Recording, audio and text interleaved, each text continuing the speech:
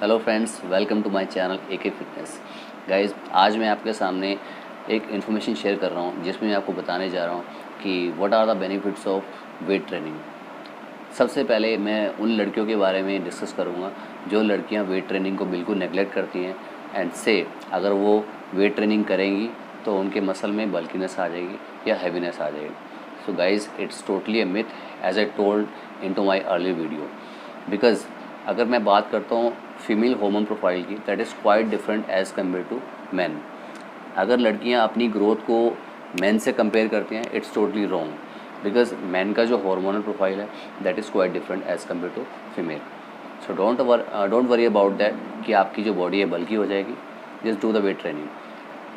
Now come to the point, there are lot of benefits of weight training जो कि मैं आपको अभी डिस्कस करने जा रहा हूँ। जिनमें से सबसे पहला बेनिफिट है, it would improve your muscular strength and muscular endurance.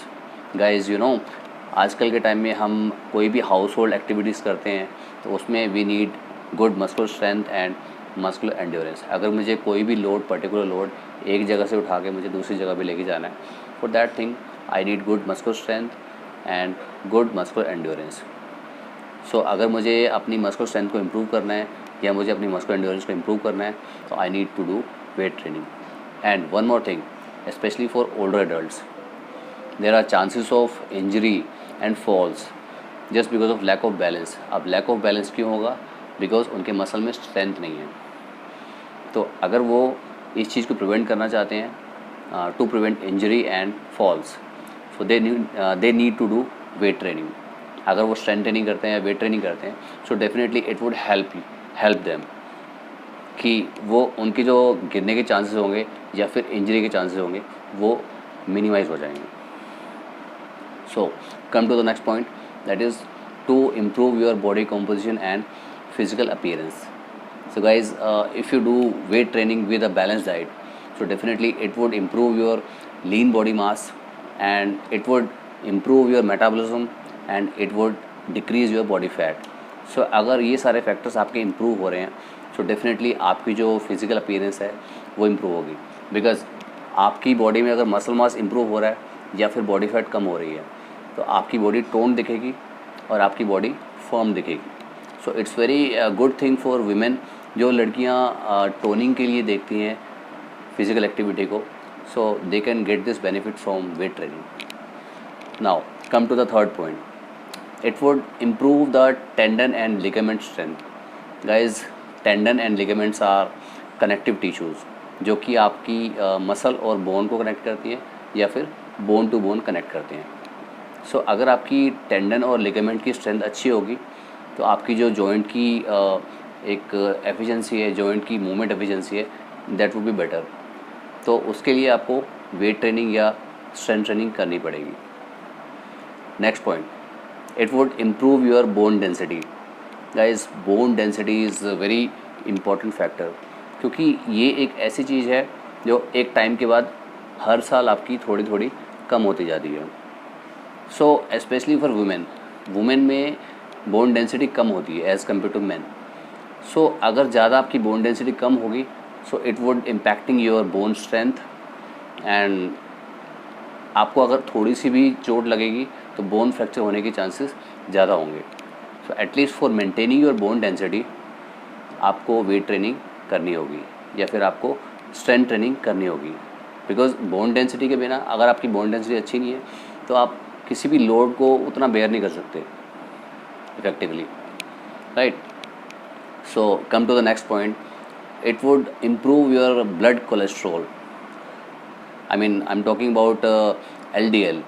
अगर आपका बॉडी में LDL ज़्यादा है, बैड कोलेस्ट्रॉल बोलते हैं जिसे, तो आपको डिजीज़ के चांसेस ज़्यादा होते हैं। जो लोग ओबीज़ होते हैं उनके अंदर बैड कोलेस्ट्रॉल ज़्यादा होता है।